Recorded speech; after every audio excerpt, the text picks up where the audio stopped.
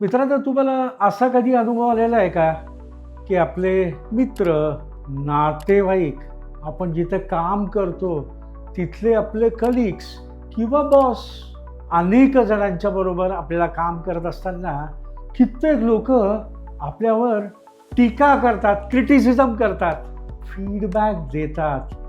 आणि त्यावेळेला आपल्याला काय वाटतं, तर खूप मोठ्या प्रमाणावर निगेटिव्हिटी वाटते, नकारात्मकता आपल्यामध्ये निर्माण होऊ शकते. कारण आपण एखादी गोष्ट प्रामाणिकपणे करत असताना दुसरी व्यक्ती ही आपल्याला नकारात्मक प्रतिसाद देत असेल तर निश्चितपणे वाईट वाटणार. पण आपल्या मराठीत म्हण आहे बघा, निंदकाचे घर असावे शेजारी. पण एखादी व्यक्ती कायम आपली निंदाच जर करत असेल तर त्या व्यक्तीबरोबर राहणं हे किती कठीण आहे. आणि आपली मानसिक अवस्था, मानसिक समतोल सांभाळणं हे किती कठीण आहे.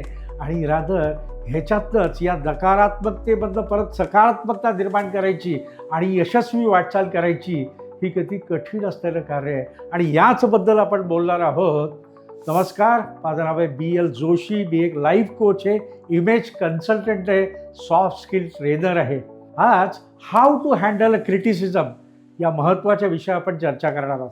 बघा, आपण जेव्हा लोकांच्या संपर्कात असतो तेव्हा काही लोक आपल्याबद्दल चांगलं बोलतात, ह्याच्यातनं आपल्याला निश्चितपणे इन्स्पिरेशन मिळतं, व्हॅलिडेशन मिळतं, ॲप्रिसिएशन होतं आणि आपल्याला जास्त नवीन जोमाने काम करायला उत्साह मिळतो. पण काही लोक ही आपल्यावर जेव्हा टीका करतात त्यावेळेला आपली मानसिक समतोल हा निश्चितपणे ढळू शकतो.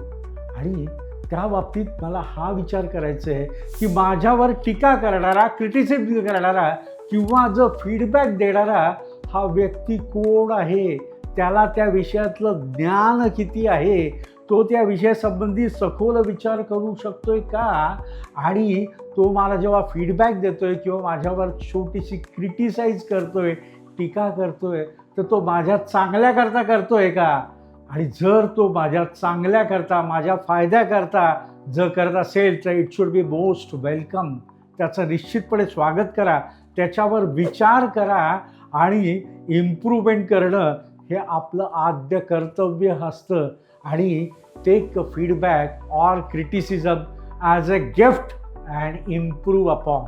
हा झाला एक भाग. समाजात सगळ्या प्रकारचे लोक असतात. आणि दुसरा प्रकार बघू, काही लोक हे फक्त टीका करण्याकरता, निंदा करण्याकरता, आपल्याला खच्ची करण्याकरता काही ना काहीतरी चुका या कायम शोधत असतात.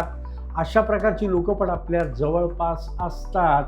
आणि या लोकांशी डील कसं करायचं, तर अतिशय स्पष्ट सांगायचं आहे की ही व्यक्ती कुठल्या इंटेन्शननी आपल्याला फीडबॅक देते किंवा टीका करते. पहिल्यांदा आपण हे समजावून घेऊया.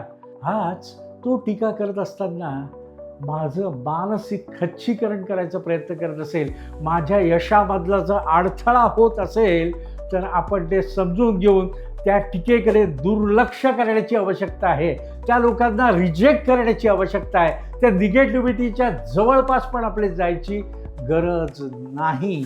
पण या बाबतीत मला हाही विचार करायची आवश्यकता आहे की जर माझ्यावर कोणी टीका करत असेल तर मी ताबडतोब रिॲक्ट व्हायची आवश्यकता आहे का. कारण जर मी रिॲक्ट झालं तर आणखीन मला वेगवेगळ्या परिणामांना सामोरं जावं लागेल. आणि म्हणून आपण काही गोष्टींचा तर विचार करूया. जर एखादी व्यक्ती ही जर आपल्यावर खूप जहरी टीका करत असेल किंवा टीका करत असेल तर आपण काही गोष्टींची निश्चितपणे आपण काळजी घेण्याची आवश्यकता आहे. एक तर शांतपणे ऐकणे आणि समजून घेणे, त्याच्यावर विचार करणे, त्याच्यानंतर दीर्घ श्वास घेणे, ब्रीदिंग टेक्निक्स, याचा आपण अतिशय चांगला उपयोग करून घेऊ शकतो. Stay calm. आणि त्याच्यानंतर मग आपल्याला विचार करायचा आहे की if he is telling something in my interest where I can improve and that could be a way or pathway for my success, I must accept this, I must improve this. आणि हा त्याच्यामध्ये करण्याचा अतिशय महत्त्वाचा aspect आहे. मित्रांनो, आज आपल्यावर जेव्हा टीका होते, क्रिटिसिझम होते, त्यावेळेला आपण सखोल विचार करायची गरज आहे की ही टीका म्हणजे स्ट्रेस आहे का, तर it can be a stress, remove that stress. But आज आपल्याला गरज आहे की या स्ट्रेसच्या ऐवजी याचं सामर्थ्यामध्ये, स्ट्रेंथमध्ये त्याचं ट्रान्सफॉर्मेशन करणं हा एक सगळ्यात महत्त्वाचा असलेला आस्पेक्ट आहे. आणि जेव्हा आपल्यावर टीका येते या टीकाला अडथळा न समजता ही यशाची पहिली पायरी आहे. आज टीका कोणावर केली जाते, तर जो माणूस यशस्वीतेकडे वाटचाल करतो किंवा जो यशस्वी होत चाललेला आहे, यशस्वी आहे, अशा माणसावरच खूप मोठ्या प्रमाणावर टीका केली जाते. त्यामुळे जर तुमच्यावर टीका केली जात असेल तर तुम्ही एका यशस्वी मार्गावर वाटचाल करीत आहात. and you are a successful person. So create your mindset that you will accept the criticism and improve upon this. Wherever you find it is unnecessarily negativity, just forget about it and come out of it. But the only thing is, आज आपण जे यशस्वी व्हायचं ध्यास घेतलेला आहे, हा ध्यास मात्र मला सोडायचा नाही. आणि याच्या दृष्टिकोनातून यशस्वी वाटचाल करायची. मला असं वाटतं की या ज्या टिप्स आहेत, या टिप्स आपल्याला काही वेळेला क्रिटिसिझममुळे डिस्टर्ब जर झालो तर remember the steps and bounce back and be successful. That is what the entire nation wants. So if you need any assistance on this aspect, you can always rely on us.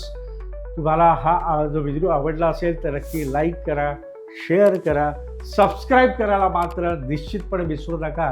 आणि तुम्हाला आणखीन कुठल्या विषयावर video करावेत अशी इच्छा आहे की तुम्ही आज कमेंट बॉक्समध्ये टाकली तर we would love to work on this. So come out of the criticism, be successful. Wish you all the best. Thank you so much.